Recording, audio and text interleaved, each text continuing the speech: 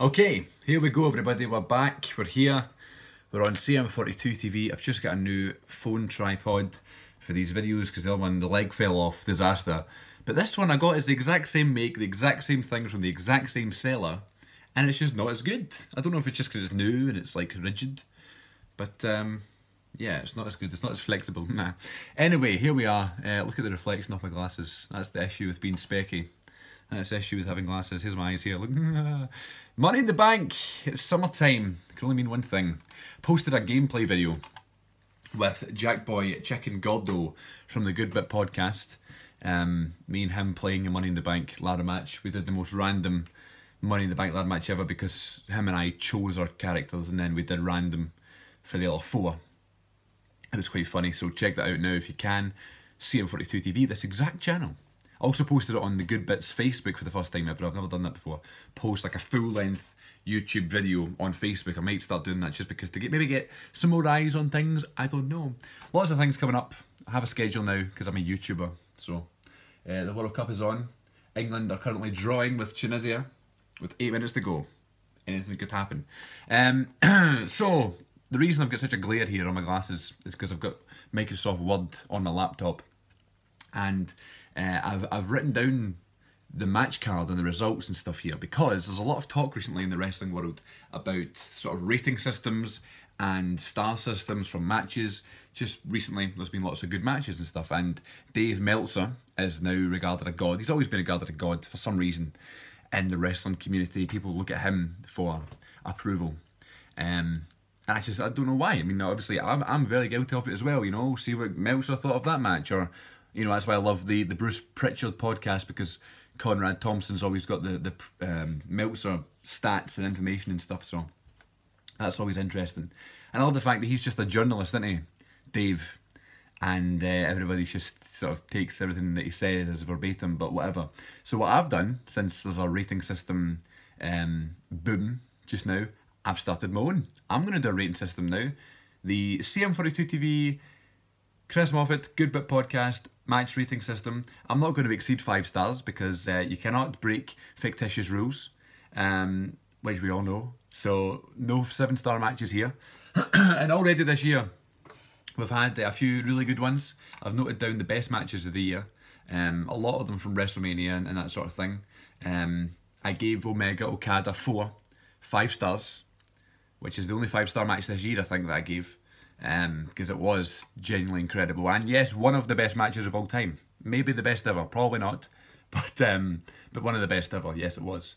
So for this pay-per-view here of Money in the Bank last night, I've noted down the results and the ratings I would have given each match. Match of the night for me was AJ and Shinsuke. Gave that a 4 out of 5.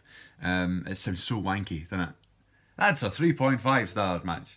I don't know, there's just something about it, it's like keeping track of everything. And so NXT is ridiculous. I gave the NXT Chicago card loads of 4s and high 3s. I gave Ricochet and Velveteen Dream 4.5 out of 5. That match was incredible. I'm going to be quite loose with the ratings, I think. I'm not like Dave, expecting the greatest match ever to give more than 5 stars, but he's been throwing them out like candy bars recently, hasn't he? This year alone, 5 or 6 matches I could probably tell you. But anyway, last night, whatever, you know what I mean? It was a good show. Nothing too amazing to rave about, nothing too bad. Worst match of the night I gave to Bobby Lashley and Sami Zayn, ended with a suplex. What's that about? Seth Rollins and Elias went ages. That was good. Alexa Bliss, she won the women's ladder match and then cashed in, which I agree. I didn't see it coming. I thought it would be Natalya to cash in because she's pals with Ronda. I thought that would set up some sort of feud between them, button heads or whatever. We're friends, but we're actually not. We actually don't like each other. So it was a nice wee swerve that it was Bliss instead. I like Alexa Bliss. She's one of my favourites. And the fact that she cashed in by getting Nia Jax or Ronda disqualified or whatever it was, protects both of them, you know. Means that Ronda didn't need to win the title, but also means that Ronda didn't need to lose. She looked great, by the way. Ronda did really, really well. Really impressed with her. She's got a massive future, and this is her first ever singles match. She sold like a champ. She moved great. She just gets it.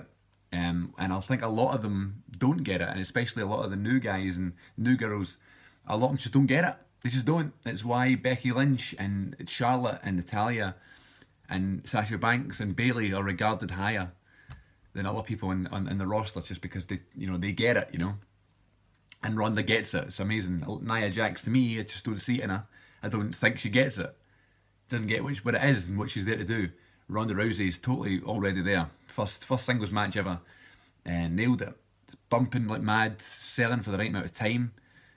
Timing perfect. It's crazy. It's like a total lightning in the bottle thing. She's just got it. So really impressed with her. And that was great. And then the men's match was quite short. However, Kevin Owens took that big fucking bump off the one of the biggest ladders I've ever seen. So you can't give that a bad rating. Then Braun Strowman run through them all. You could have seen it a mile away.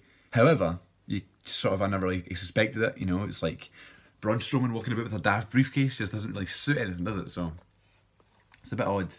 It's going to be weird seeing him walking about with a mad green suitcase every week and running through everybody. But he looked like a fucking monster. They booked him so strong, running through everybody and killing them all and winning the match. So yeah, really cool. Lots of cool spots. Finn Balor with the coup de grace from the outside ladder into the ring was incredibly impressive. Rusev, I thought, wasn't there at all. I just think Rusev was either drunk or on medication or had an argument with Lana beforehand.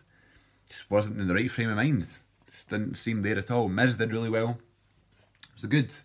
Nothing amazing, but good. And then AJ and Shinsuke, they had their best match, I think. Finally knocked out the park. Awesome last man standing match. A shame that their best match is a gimmick match, because all the daft finishes and stuff. But I suppose you have to do those daft finishes to get to where we are now. The WrestleMania match was really good. There was no daft finish, but it was sort of anticlimactic a little bit. But that was fine because it was building to these other matches. And then you had the low blows and the count outs, and you're like, oh, for God's sake. And then we're getting to this match here where it's last man standing. So nothing's going to top their Japan match, their Wrestle Kingdom match. The first time they ever touched at that Wrestle Kingdom a couple of years ago was just incredible and one of my favourite matches to go back and watch now, I think everybody's got that match somewhere in the wrestling universe that they just go and watch every so often just to kind of, pass the time, or if they're bored, they go to a match, That's one of the ones for me, the Wrestle Kingdom match. So we thought, that was AJ and Shinsuke WrestleMania, that's going to be it, or AJ Shinsuke Backlash, or Greatest Royal Rumble, even SmackDown. The SmackDown one was arguably their best sort of singles match because it was a clean finish and whatever, so, and Shinsuke won, which was unexpected, so that was good. And then last night's last man standing match was just awesome. It was really good. Lots of spots, lots of weapons, and lots of false finishing stuff. Styles clash off the steps, announce table, forearm through it, awesome spot. The low blow that AJ gave Shinsuke was vile, so good. Really happy for them for finally getting that great match, and also really happy for AJ for being the cover star of WWE 2K19. That's huge. We were all expecting it to be Ronda or Roman or whoever, but it was it's AJ, which is arguably the right thing to do because he's the champ. So really happy for him. He deserves it. He's a big gamer as well, so he'll be loving that. So also the return of James Ellsworth, which was nice. Never really got Ellsworth really, but nice to see him back. Good for him. Happy for him as well. So yeah, overall pretty good. Nothing major. Nothing disappointing. Started the rating system. My match of the night, AJ and Shinsuke. So there we go. That was Money in the Bank. And check back in a couple of days for another video. I think it's a UFC gameplay video next, which is really funny. Or it could be an old good bit. I'm not sure. Stick around, folks, for some more videos going into the summer. Thank you very much for watching. Until next time.